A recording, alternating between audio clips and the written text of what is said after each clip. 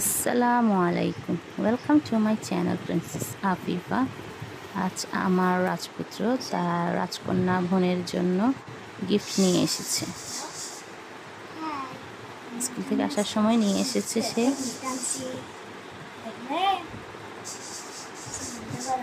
আপনারা দেখতেই পারবেন তারা দুই ভাই বোন কী করছে।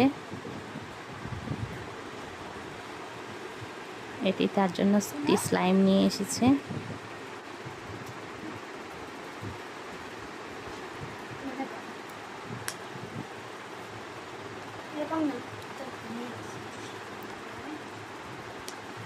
কিন্তু আমার আরাফ বুঝতে পারেনি স্লাইমটি ছোট বাচ্চাদের জন্য প্রযোজ্য না। আমি নিজেও বুঝতে পারিনি।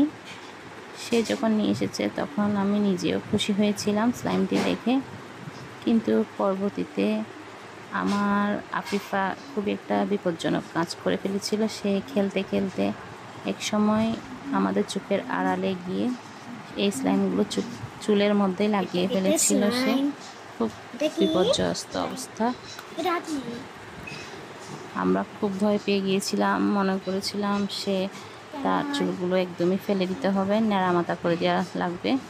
কিন্তু লাস্টে এই স্লাইমগুলো আমরা বরফ লাগিয়ে সুইংগাম তোলার স্টাইলে অনেকক্ষণ যাবৎ ট্রাই করার পর তুলেছি। এটি আমরা ফুটেজটি আর নিতে পারিনি, খুব বিপজ্জনক। তাই বললাম 7 বছরের নিচের বাচ্চাদেরকে কখনোই এই স্লাইমগুলো দেবেন না, আসলেই অনেক বিপজ্জনক। এগুলো চুলে লাগলে হয়তো বা চুলও ফেলে দিতে হবে।